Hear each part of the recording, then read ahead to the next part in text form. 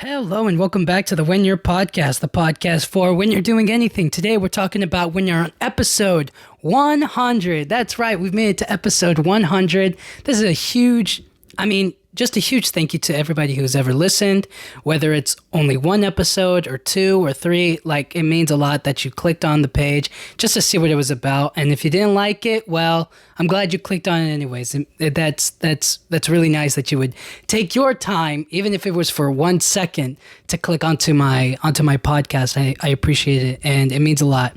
And it's only going to keep on growing more and more and more. So I thought, because this is the 100th episode, we could take a look at some other, 100 things. So right now I have 100 best books ever made, 100 best movies, 100 best video games, and 100 funniest jokes.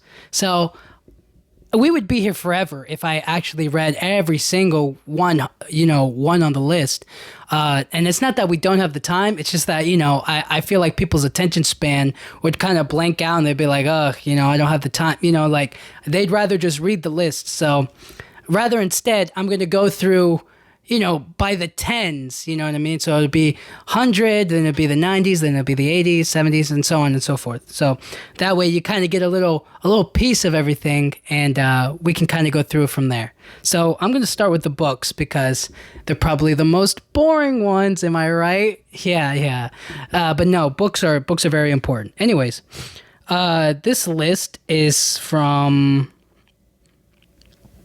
it's called rd.com. So if you're mad at me for not putting your favorite book up here, and this is all subjective, obviously. This is somebody's opinion. This isn't really up for a debate. I'm just saying, this thing already has it put out here, and I'm just reading it back to you. So, and this isn't my list per se, but these are books. Anyways, number 1 is Anna Karenina by Leo Tolstoy.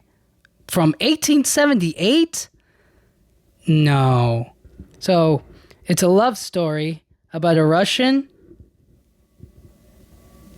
I mean, kudos, shout out to Leo Tolstoy, that guy's standing the test of time here, but definitely, don't you think that there is some better, that's such a long time ago to think that romance, obviously romance has lasted a long time, but to think that kind of passion written down that many years ago can still continue on to this day, you know what I mean? It feels so different. Anyways, number 2, To Kill a Mockingbird by Harper Lee, 1960. It's a good book, great read. I've read the book, I've watched the movie. It's all around a great book, great movie as well. I think they do a good job dealing with kind of the some of the themes in the book and understanding there's certain details about it that are still can be applied to today's, sadly some of this stuff is still applicable. I mean, some of it will be, some of it won't be, but, it's still applicable to today's age. All right, number 3, Where the Sidewalk Ends by Shel Silverstein, 1974. So, it kind of looks like, it's just poems and drawings, which is sweet. It's nice. It's like a little kid's book. Okay, we're going to skip through some of these. Oh, they put The Shining by Stephen King, 1977. Yep, that's a good one. The Fellowship of the Ring by J.R.R. Tolkien, 1954. Sweet, great fantasy book. I haven't read it myself, but I know of the Lord of the Rings, and I'm a big fan. So, The Handmaid's Tale by Margaret Atwood, 1985.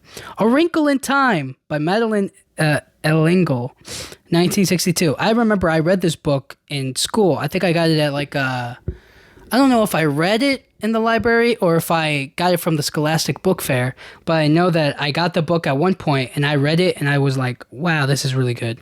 This book, and there was another book. For the life of me, I can't remember it right now, but A Wrinkle in Time is good. Pride and Prejudice by Jane Austen. I mean, I haven't read the book per se, but I've seen the movie, or the adaptation. All the President's Men. Let's see.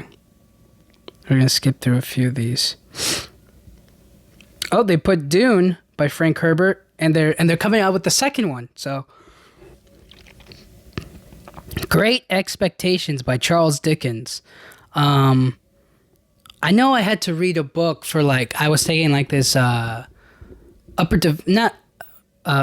When was it? Like an AP course in high school, and they had you read a book. I don't think this was the book, but it was one of the other ones I think they were talking about. 1984 by George Orwell. Let's see. Oh, A Brief History of Time by Stephen Hawking. That's number 21. Fahrenheit 451 by Ray Bradbury. Let me see. Harry Potter at 24 by J.K. Rowling. And that's Harry Potter and the Sorcerer's Stone. The Fault in Our Stars by John Green. I haven't read the book or watched the movie, but judging by, you read a synopsis of it and you get it, right? You don't need to do a full deep dive. Touching, heartwarming, and just romance. Alice's Adventures in Wonderland and Through the Looking Glass. That's number 27. Invisible Man by Ralph Ellison. Are You There, God? It's Me, Margaret by Judy Blume, 1970. Catch-22 by Joseph Heller, 1961. Let's see. Charlotte's Web at 33 by E.B. White. Let's take a look. Ooh, The Autobiography of Malcolm X, As Told to Alex Haley by Malcolm X and Alex Haley. That's number 36. Let's see what else is there. The Diary of a Young Girl by Anne Frank. Let's see. Man, a lot of these books are... I'm not going to say they're old. Obviously, they had a lot more to say back then because they were going through so much. But I'm just saying, I was expecting a lot more, maybe some more modern stuff, but maybe in time we'll look back on those. Number 46, Moneyball, The Art of Winning an Unfair Game by Michael Lewis. Of Human Bondage by W. Somerset Maugham, 1915.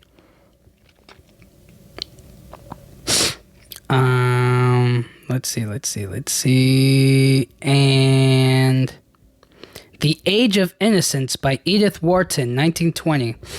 And that is number 55. All right. And now, one of these... what? I should probably read a little bit about what the book is. So, okay. Let's take a look at... Oh, they put The Catcher in the Rye by J.D. Salinger.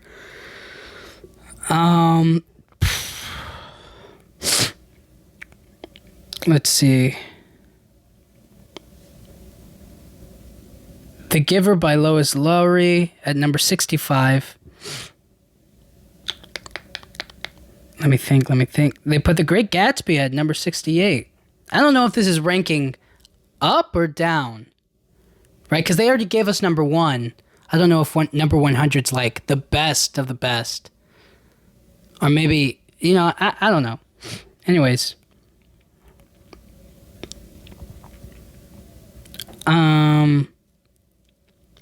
The Long Goodbye by Raymond Chandler. So, The Long Goodbye is a murder mystery wrapped up in thrill and suspense. Philip Marlowe befriends a down-on-his-luck veteran, but several clever plot twists later, Marlowe's friendship with the vet leaves him in the eye of investigators and a gangster. Deeply dark and satisfying, The Long Goodbye belongs to a series of novels about investigator Marlowe. And critics quibble about which are the best. You can't go wrong with any. They're all must-read books. Okay, so a little murder mystery. There's nothing wrong with that. Okay. The Man Who Mistook His Wife for a Hat and Other Clinical Tales by Olive Sacks. That's number 74. One doctor finally... What? Okay, so a doctor made put down some of his kind of clinical stuff that he's doing, taking care of people and whatnot, and he put some of their mishaps on paper. So So somebody had like a neurological disorder, and they thought their wife was a hat, something like that. Wow. I probably messing all this up. Let's see what else is there. Okay, we're in the 80s now. And I don't mean like the 1980s. I mean like in the list. Hamlet by William Shakespeare, 1603, dude. This is number 86. Wow. Shakespeare. I was waiting for some Shakespeare. Man, this took a while. Okay. Or maybe I skipped it. Unbroken, a World War II story of survival, resilience, and redemption by Laura Hillenbrand. So this I've seen the movie. I probably should read the book. They probably go into a lot more detail. Because the movie, whenever I see like biopic movies or like obviously you kind of always a little bit like, is that you're not always so sure how closely related it is, but obviously because it's a biography and people actually lived it in real life, and you can go, you can historically check it out for some of this one.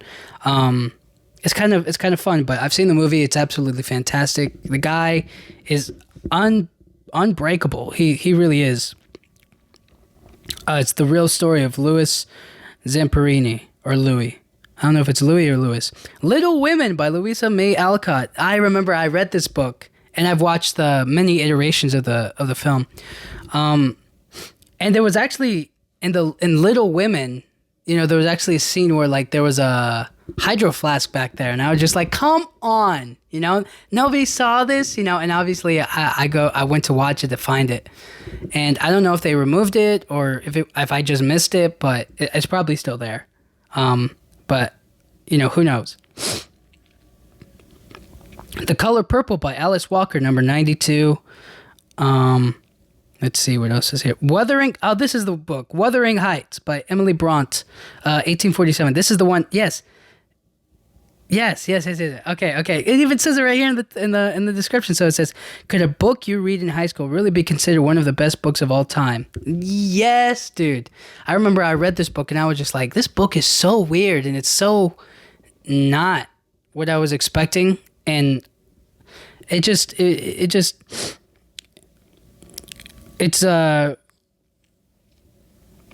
I mean, I don't want to give anything away about this movie, but I'm just saying, like, this movie, I mean this book, but this book was just, I guess I just wanted a summer vacation. I didn't want to have to do an assignment, so that's probably why I didn't like the book all that much, but it's considered a great book, so maybe I should give it a second read.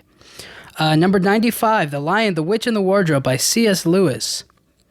I mean, I've seen the movie, just the first one. I kind of remember the second and third one, so not that much. But apparently they're doing remakes, so, we'll see how that goes. And then let's just skip on down to number 100. A Visit from the Goon Squad by Jennifer Egan. So it's a Pulitzer Prize-winning book.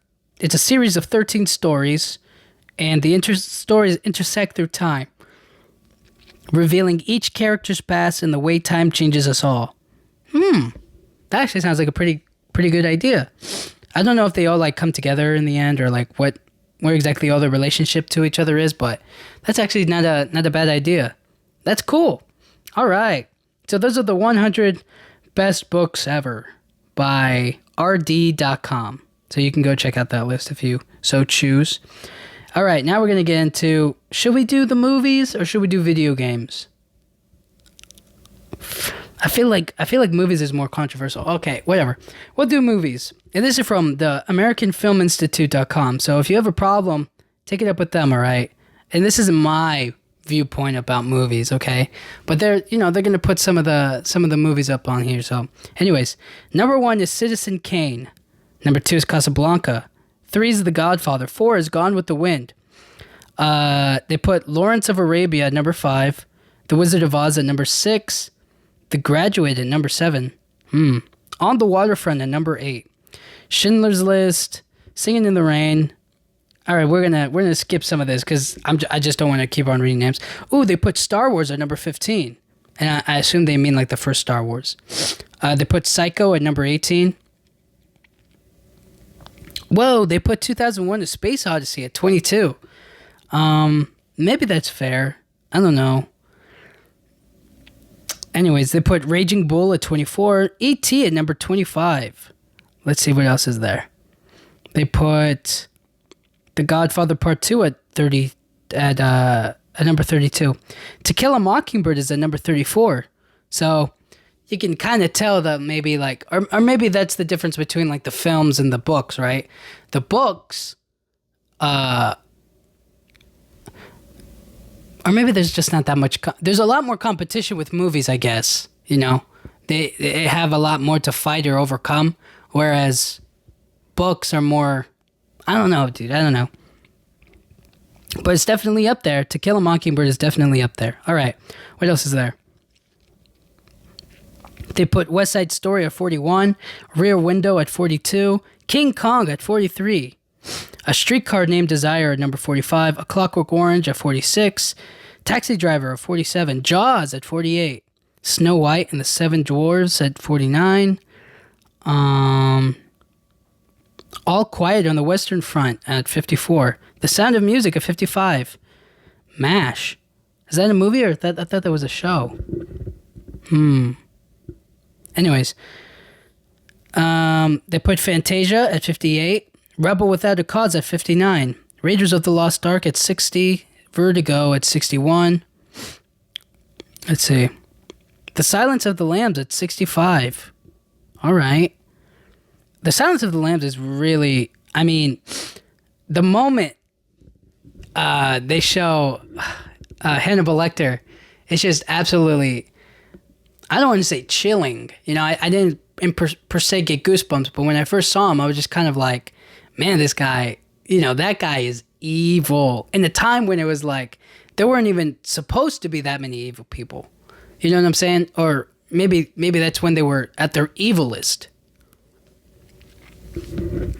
But I'm just saying now, obviously with technology and with like more killing techniques developed, like it's very rare to find that very special selective people who are like him, who are just, you know, obviously there's creeps every single day, but I'm just saying, like, back then he was like a special, he ate people. I mean, what is, you know, that's just nuts. Okay, they put Forrest Gump at number 71, which is all right, sweet. They put Wuthering Heights at 73. Maybe I should, you know, perhaps my taste has evolved. You know, maybe I don't hate it anymore. Dances with Wolves at number 75. Rocky at 78. They put Giant at 82. Fargo at 84. Duck Soup at 85. That might be controversial. I don't know. Goodfellas at 94. Pulp Fiction at 95. The Searchers at 96. And number 100 is Yankee Doodle Dandy. So, you know, go check out the list or not. It's a lot of classics. You know, obviously they put a bunch of classics up in here. And I just feel like my cinema experience is a bit biased. You know what I mean? Like, probably at the time when these movies came out, they were such a big deal, and they're obviously still important to cinema, and they're a great piece of artistry and work.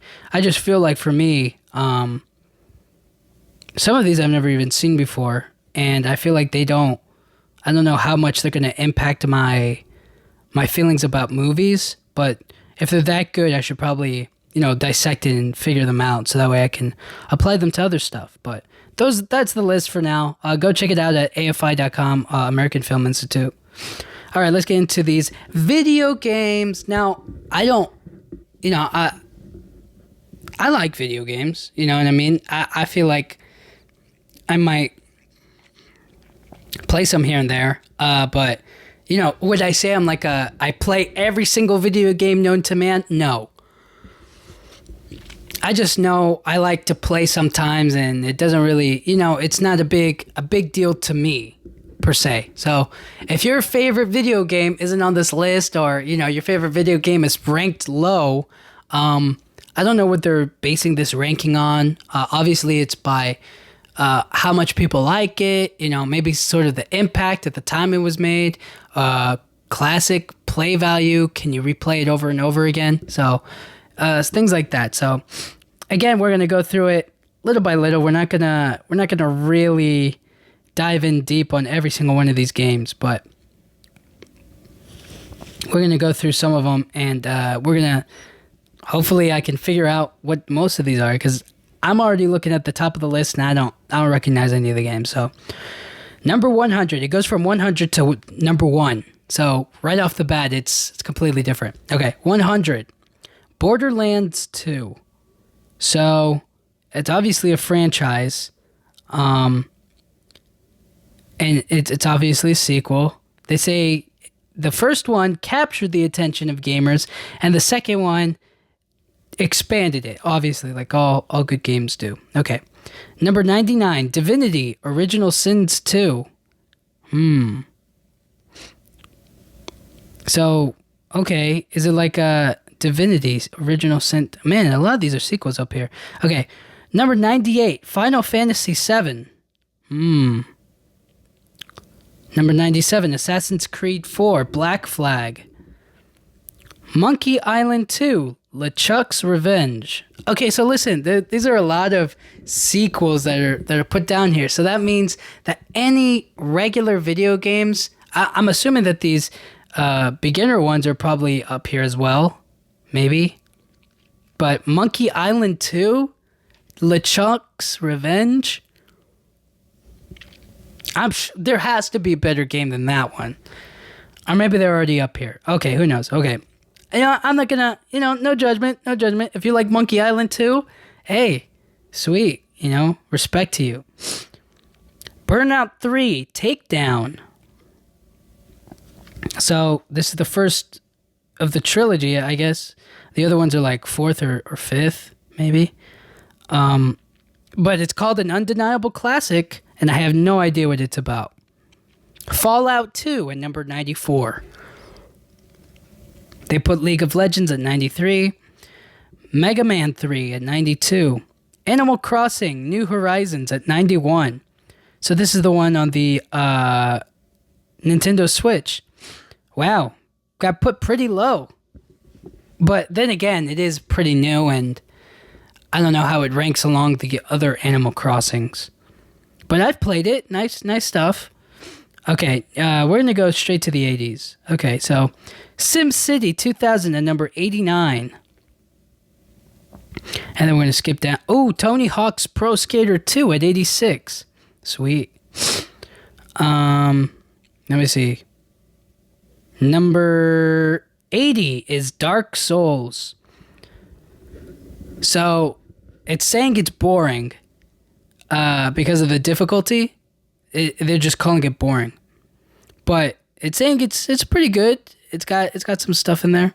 Number 79 is Fortnite. Wow. Crazy. I would imagine that'd be a lot higher, but do you guys remember when Fortnite came out? Fortnite was a huge deal. Fortnite was the biggest thing in the world. I remember when it first came out and they were like, it's bringing people together again, And now it's just become just such a normal thing. Like nobody, everybody was like, it's going to phase out like all of the other great games do. Or, they're going to come out with a sequel and it's going to continue the streak, keep it alive. But it's hung in there. It's standing, it's lasting a long time. And I don't know what the next big thing will be after Fortnite. Or it'll probably just stay relevant, obviously, because it keeps on coming out with new stuff. It comes out with new, what's it called? New skins to like wear. They do all kinds of like promotional stuff. So it's going to keep on going forever and ever and ever. I mean, it feels like it's not going anywhere.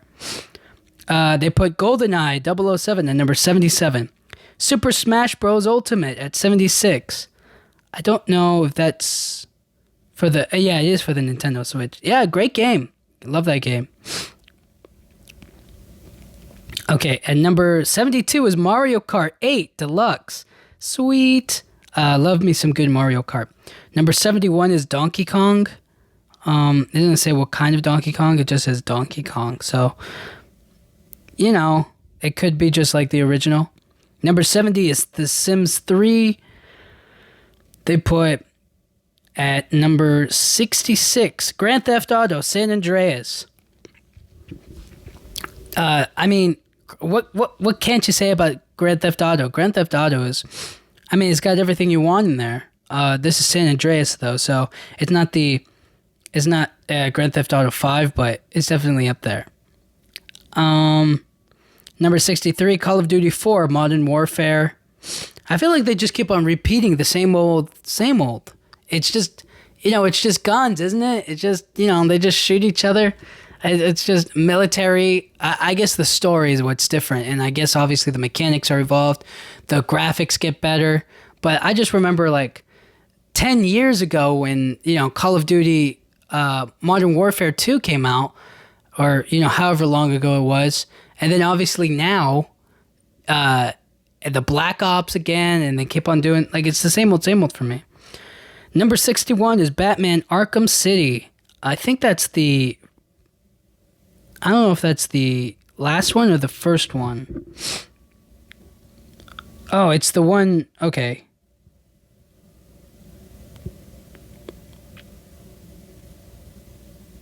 I think it's the third one. I don't remember what the first one is called. I think it's like, it's not Arkham City. It's like something else. It's just the first one. So it's like Batman, Arkham, Batman Gotham City, for lack of the name of the word or whatever. And then I think they did Arkham Asylum, and then they did Arkham City, and then after that I think they did Arkham Knight. Something like that, maybe. All right, we're down in the 50s now. Number 57, Uncharted 2 Among Thieves. Oh, snap. Wow, this is pretty low, especially for Uncharted. A lot of people love Uncharted. Uncharted 2 is probably the best one out of all of the other ones. Sweet. Number 56, they got Overwatch. Dude, I remember... Dude, didn't they just cancel Overwatch 2? Like the story mode thing or whatever? I don't remember exactly what it was, but it was supposed to be like I think for the second one, they were like, we're going to do like a story mode for the next one, because that's what the people wanted for the first one. And that's what I thought the first one was going to be. I thought it was going to have like a cool story mode, because they were hyping up the characters with the... They were putting out like animated trailers to promote the game. And I was like, this is hype. This is so cool. This is like the greatest thing ever. And I was watching it and I was like, all right, the game's going to be sweet, right? And then it just ends up being like this online gameplay, which is like nothing wrong with that. It's pretty cool. But I just kind of wish that there was like the story aspect to it. Something connected with it. But it wasn't. Number 55, Apex Legends. I think...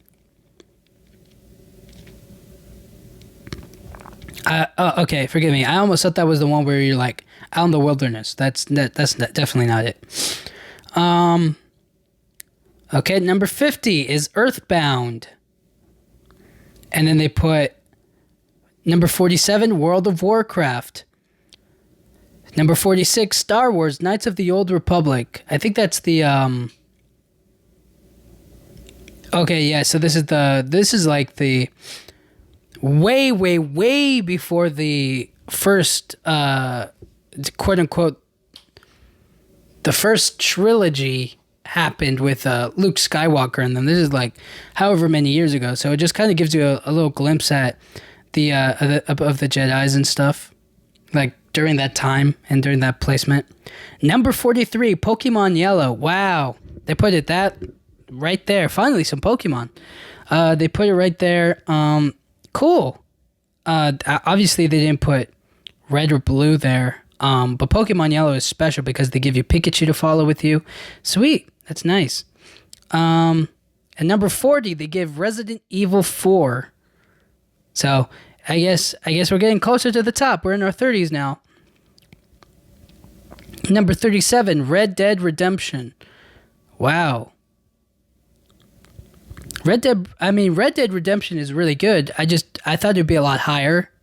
This is me talking, but obviously the other ones must be a lot better. So here we go. Number 34, The Legend of Zelda: Ocarina of Time. Sweet. Love a good Zelda. Number 33, Minecraft. Wow. Number 33, Minecraft. I guess it would really depend on the other. Let's see which one's above it. Halo Combat Evolved. I haven't played it. I know Halo. I haven't played Combat Evolved. I don't know. I guess it's better than Minecraft. I don't know. Number 30, Final Fantasy. Is that 14? Yeah, Final Fantasy 14. Sorry. Man, I'm an idiot. All right, we're in our 20s now. Number 28, Tetris. Sweet. Tetris is cool. It always messes me up in the arcade. You ever play it in the arcade and you're like, I can do it. And then you mess up and you're just like, darn it, so close. Number 25, God of War. Number 23, Portal. Sweet. Number 22, Street Fighter 2. Number 21, Super Mario Bros. They don't say which one, but they just say Super Mario Bros. So I'm going to take that to mean it's like the original one, not like another one. Number 20, Undertale. Undertale is nice. Let's do number 15, Halo 2. So apparently that one was like Xbox's like huge game. That was like a huge game for Xbox Live. And I guess it brought people together. That's what this thing is telling me. Halo 2. Shout out to Halo 2. Number 12, Grand Theft Auto 5. Wow. All right, it's up there. It's at number 12, not top 10. Very close, but not top 10. Number 11, Super Mario Bros. 3. So close to top 10. It's not top 10, but it's definitely, it's up there. Almost breaks top 10. All right, now we're at top 10. Now, chances of me playing all of these top 10 games are very low, but then again, I don't play a whole lot of video games anyway. So here we go. Number 10, Disco Elysium. I think I said that right. Number 9, Half-Life 2. First-person shooter game.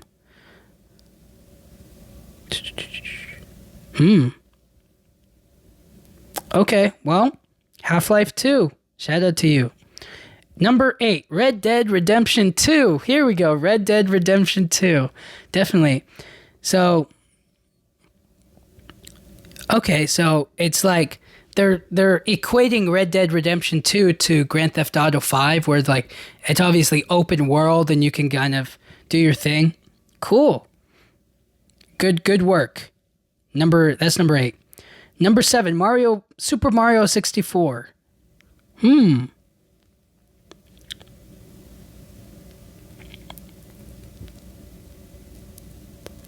Super Mario 64. All right. You know what? Got to give it to them. I'm reading the synopsis. They're basically just saying kind of like, it's such an achievement. It's such a great game. It's an amazing Mario game. It definitely does everything for you. I'm like, yep, that's pretty much it. All right, number 6, Mass Effect 2. Never played it. Seems like a space game of sorts. Sweet. Mass Effect 2. Number 5, Super Metroid. Does that mean there's like a regular Metroid? Or, you know what? I'm just gonna let it be. Number 4, The Legend of Zelda: A Link to the Past. So this one sees Link swordless, and he just kind of, obviously he has to fight Ganon. Yeah, because why wouldn't he? And he has to save Princess Zelda, and just, kind of the same old for Link. He has to do everything on his own and save the world. Shout out to Link. Number 3, Portal 2. Way better than Portal 1, am I right? Number 2, Super Mario World. Wow. So, again, it's the same old with Mario, But it has such amazing impact. You can't deny it. So it's a simple game, but it's a lot of fun. And it's great for everybody who likes, maybe like gets people started playing video games, essentially. And then number 1, The Legend of Zelda Breath of the Wild. I mean, and they just released the second one, so this one is crazy. This one is so expansive. There's so much to do in that game. It really, and it was also released with the Nintendo Switch at the time, so it was just super cool to have all of that compiled together for the world. I mean, just a great game overall, and you can just get lost in that whole world for forever. I've played it. I think it's fantastic. It's absolutely, I mean, the graphics are exactly what you want. They're breathtaking. They're beautiful. The action is, I mean, you can definitely do whatever you want in that game, and it even expands even more in the second one. So definitely a good pick. And there are any number of other games as well that they could have added on, but that's number 1 for now. Great stuff. So shout out to them, and that's IGN.com if you want to look that up. They put that on there. All right, and then we're going to close it off with a joke. These are the top 100 funniest jokes from the last 100 years. So let me just, read the first one. Why don't pirates take a shower before they walk the plank? They just wash up on shore. Okay, that one, pirate jokes are, always don't do all that well. All right. Okay, so this one's called A Taxing Situation.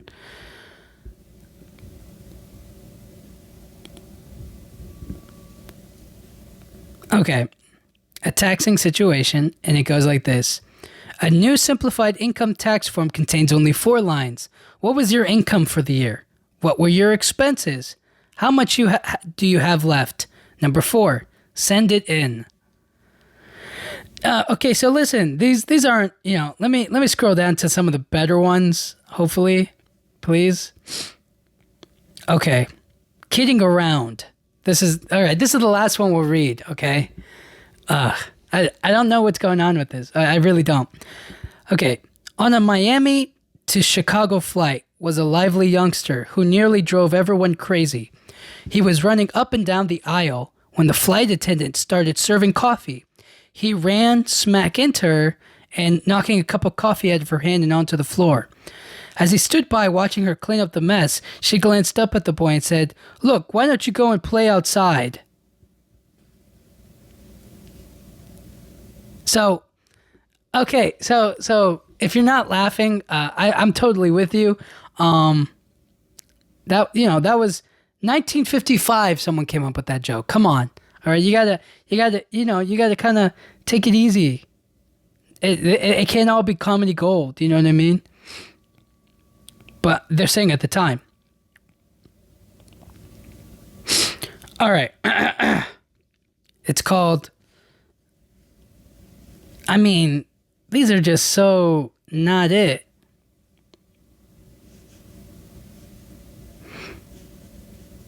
These jokes are not. I mean, what is? Okay, this one will be.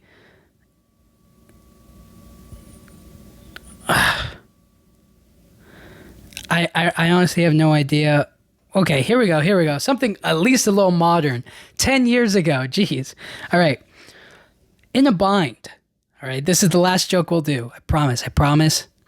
A man, shocked by how his buddy is dressed, asks him, "How long have you been wearing that bra?" The friend replies, "Ever since my wife found it in the glove compartment." a little cheating joke. Okay, gosh, these jokes, maybe they get better as you go down. I mean, look, these jokes aren't, you know, I wouldn't laugh at them, but I can, I understand them at least. Anyways, at the end of the day, those were part of the 100 best jokes of the last year. 10 years. 100 years, my fault. Okay, this is for sure the last one. This is 2019. Somebody wrote this joke, all right? So that's how long? 4 years ago. So hopefully they got some fire, you know what I mean? Strikeout. Two old friends, Ned and John, lived for baseball. Then one day, John died, leaving Ned inconsolable. A few weeks later, Ned heard someone calling his name. He looked up. Standing on a cloud was his old pal. "Ned," John called down, "I have good news and bad. The good news is there's baseball in heaven." "Great," said Ned. "What's the bad news?" "You're pitching Sunday."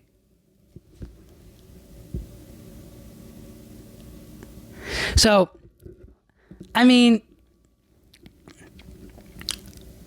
shout out to this guy, Earl Finch. That one was at least a little funny, right? But I guess it can already be implied that he's already dead because he's talking to him. So, at the end of the day, these jokes, you gotta talk to real comedians. You know what I mean? You gotta listen to some comedians' podcast to really get some good fire. You know what I'm saying? But these were the 100 funniest jokes from the last 100 years. This is on rd.com as well, so go check that out if you want. After all is said and done, we made it 100 episodes. Thank you guys so much for listening. I hope you guys liked this podcast. I hope you guys continue to listen to it for 100 more. And we're going to keep on going and going and going. Thank you so much for 100 episodes. And 100. Phew. Man, feels like yesterday I just started episode 1. It feels good. Thank you guys so much. And I'll talk to you guys all next time. Thank you.